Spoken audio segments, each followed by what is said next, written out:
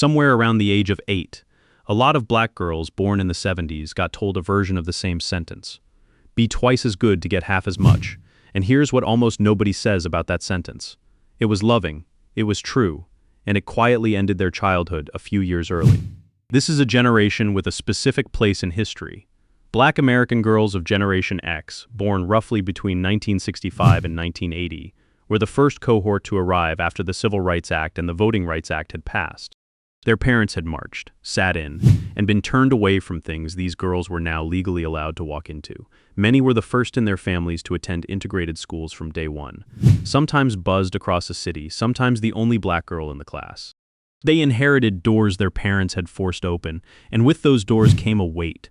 The sense that walking through them was an obligation as much as an opportunity, a debt owed to everyone who had not been allowed through before.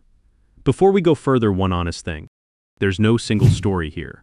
A black girl growing up middle class in Atlanta did not have the same childhood as one in rural Mississippi or one in a housing project in Detroit. Class, colorism, region, and family all cut through this generation in ways a short video cannot hold. So take this as a set of forces many of them describe, not a verdict on any one life. Start with something researchers have now measured because it names an experience many carried for decades without a word for it. In 2017, a Georgetown law study called Girlhood Interrupted found that adults across races tend to see black girls as older and less innocent than white girls of exactly the same age, as needing less protection and less comfort, as already tougher, already grown.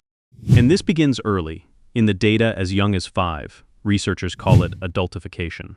What it means in a real life is a girl of 9 being spoken to like she is 15, disciplined harder, comforted less, expected to handle things a child should not have to handle, simply because the adults around her genuinely could not see the child in front of them. Sit with what that does over a childhood. If the world keeps treating you as older and stronger than you are, you learn to become it. You put away the softness that gets no response, and you develop early a kind of competent armor. Because competence is what the world rewards, and vulnerability is what it ignores.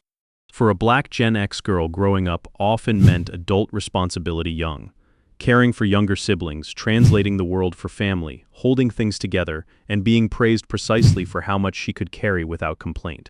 That armor has a name in the research, and it is one of the most studied ideas in the psychology of black women. The nurse-scientist Cheryl Woods Giscombe called it the Superwoman Schema. It describes a set of things black women are widely socialized into from girlhood. An obligation to project strength, a duty to suppress emotion, a resistance to being vulnerable or dependent, a drive to succeed despite limited resources, and a pull to help others, often at real cost to themselves. Read that list again and notice something. Every item on it is, in its own context, a survival skill. In a world that offered these girls less protection and more suspicion, strength was not a pose, it was armor that genuinely worked. But the research is just as clear about the other half, and this is the part that matters most. That same schema, so protective on the outside, carries a real cost on the inside. Studies link it to chronic stress, to emotional exhaustion, to putting everyone else's needs first until your own become invisible, even to physical health. The strength that protects the girl can slowly isolate the woman, because armor you're never allowed to take off stops being protection and starts being a cage. The tragedy is not that these women were strong. The strength was real and earned. The tragedy is that so many were never given permission to be anything else. There's one more layer, and it is quieter. A great deal of this generation also grew up inside something rich, alongside everything hard. They were raised in deep networks of what the scholar Patricia Hill Collins called othermothers, the aunts and grandmothers and church mothers and neighbors who share the raising of a community's children.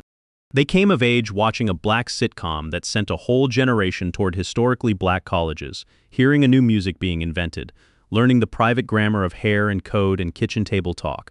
The armor was one truth. So was the joy, and the belonging, and being profoundly loved by people who were also, at the same time, preparing them for a world that would not love them back the same way.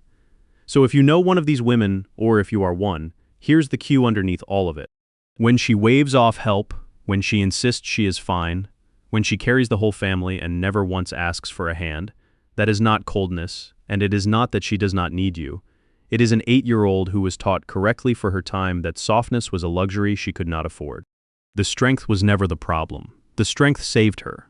the thing she was rarely offered, and the thing it is never too late to offer her now, is the safety to occasionally put it down. That is the cue most people miss. If this is your story, what did you learn early that you're only now unlearning? Leave it in the comments. Subscribe to Psychology Q, and I will keep showing you the signals hiding in plain sight.